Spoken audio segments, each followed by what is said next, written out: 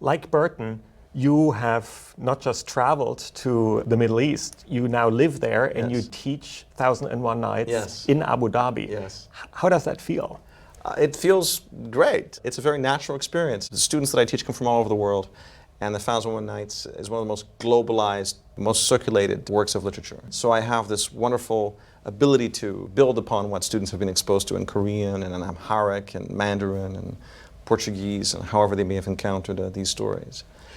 But you also have an insight, because you live there, in the way the Arabic world sees the 1001 Nights. Yes. My students who are from the Middle East are often surprised that a course is being taught on the 1001 Nights. Why? Under the guise of literature, because they have not necessarily been seen as canonical literature in the Arabic world. And their parents are often surprised that such unworthy and not particularly discreet tales in their content are being taught as literature.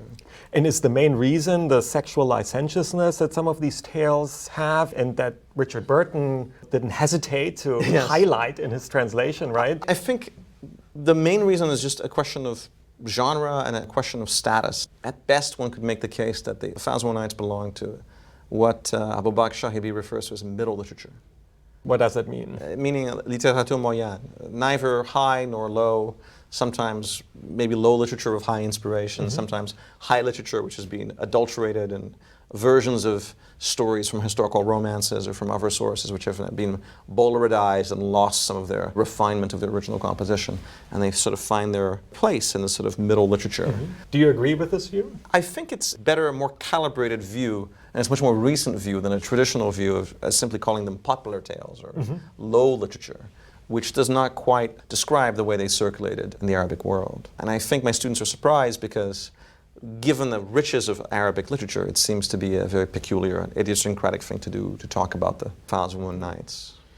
We are faced with an interesting situation where in the Arabic world, the 1001 Nights do not play a major role in the literary canon, or maybe only now slowly gaining entrance in the literary canon, whereas in the West, they always were seen as the kind of quintessential example of Middle Eastern literature, Arabic literature. Yeah, I think that paradox is very well captured by contentious relationship that Orhan Pamuk has with the 1001 Nights. So he's written very openly about his difficulty engaging with the Nights and drawing from them as a writer for many, many years.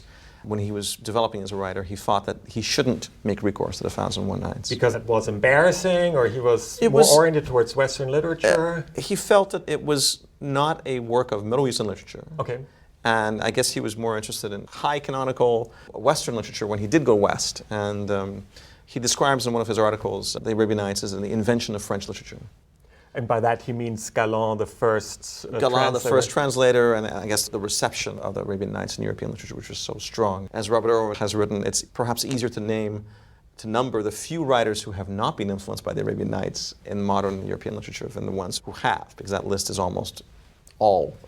There he refers to writers after the 18th century. Yes. There are percolations or suggestions that if we read Chaucer, if we read Boccaccio, if we read the kind of frame tales that interest you and that you're discussing elsewhere in this course, you will see that there's some similarities which show that at least discrete tales, if not perhaps even versions of the 1001 Nights themselves, must have been circulating. There are these uncanny coincidences and parallels.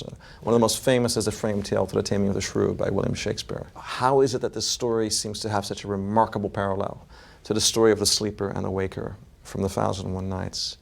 And it's not just this sort of ruse of a king for a day motif in the 1001 Nights story.